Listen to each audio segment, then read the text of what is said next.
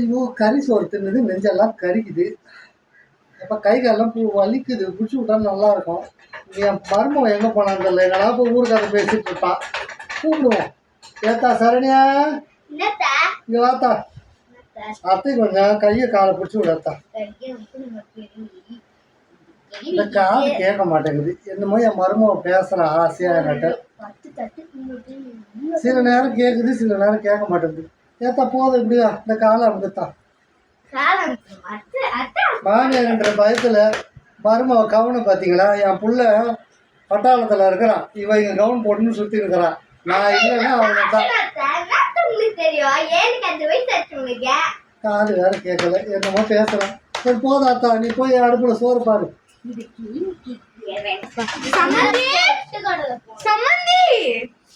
யாரேத்தா? நல்லா இருக்கத்தா உக்காரு. என்னதாத்தா என்ன பிச்சை எடுக்க போறியாத்தா? தட்டு தூக்கிட்டு வந்துக்கிறா சொல்லு சமந்தி. எல்லாம் சாமி இதெல்லாம். ஓ உங்க பொண்ணை வைத்துன்னு போறதுக்கு ஆடு சீர் எடுத்துன்னு வந்திருக்கிறீங்களா? இவங்கதான் எங்க சம்பந்தி. இவங்க பேரு சந்தி சிரிச்ச சந்தியா. ஏலா அவ்வளவு கௌரவமான குடும்பம். எங்கேயும் சமைச்சு இவங்க பரம்பரை ஆடி சீர் எடுத்துன்னு வந்துக்கிட்ட காட்டுறேன் பாத்துக்கலாம். தேங்காய் இந்த பரம்பரையோட தேங்காய். தக்காளி பழத்துக்கு தக்காளி பழம், எலுமிச்சை பழம், காரத்துக்கு பச்சை மிளகாய், இனிப்புக்கு வந்து பாருங்க நான் சிறு பிள்ளையா இருக்கும்போது சாப்பிட்ட ஆரஞ்சு மிட்டாய். இது பச்சை மிளகாய் வாடி எத்தனை நாள் ஆச்சோ. இந்த வெத்தலை எந்த கிழங்கிட்ட பிடிங்கன்னு வந்தாலும் தெரியல. இந்த பக்கம் ஒரு கண்ணு, இந்த பக்கம் ஒரு கண்ணு, என்ற கண்ணு தெரியுது. பாக்கு ஆடி சீர் எடுத்துகிட்டு வந்துருக்குறாங்களாம். இன்றைக்கி டேட்டு என்ன ஆச்சு? ஆடி மாதம் போகிறது முதல் வாரம் ஆகிடுச்சு. இப்போ வந்து பாக்கு வச்சு கூப்பிட்டு போவாங்க பொண்ணை. தெரிய வேணாம் கொஞ்ச நேரம். என் சம்பந்திக்கு நகை மட்டும் கித்தலை அள்ளி போட்டுன்னு வந்துட்டாங்க. அவங்களுக்கு இந்த முறை தர தெரியணும்ல. ஆடி பிறந்ததுக்கு முன்னாடியே வந்து தான் பாக்கு வச்சு கூட்டின்னு போவாங்க பொண்ணை. இப்போ வந்து கூட்டின்னு போவாங்க. ஏதோ வந்துக்கிறாங்க. சரி என்ற வயசுக்கு இதெல்லாம் போதும். வயசாகிடுச்சு நகைலாம் போடுறது. இந்த புருஷன் போயிட்டான்.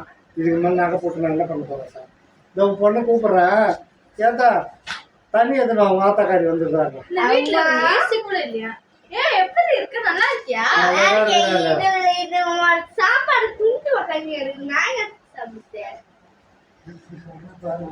இப்பதாங்க 4 தட்டு சோறு முழுவனா கொண்டாணி அவங்க ஆத்தா மாதிரியும் முழுகிட்டு சோறு தின்னலன்னு சொல்றான்.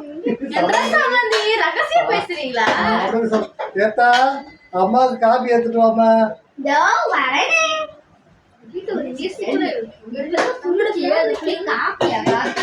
உன்ற மருமகன் சம்பாதிக்கிறான் பட்டாளத்துல இருந்து. வீட்டுக்கு போறதுக்கு நீ வச்சிருக்கிற பல பல பல பல பலன்னு போட்டுருக்குற. நான் என்ன பண்ணுவேன்? ஒரு புள்ள ஒரே ஒண்ணு. இந்த மாளிகையை கட்டின நான் தான். ஏதோ வயசாக பேச்சுக்கெல்லாம் ஒரு குறைச்சலாம் இல்ல. செயல்ல இல்லையே.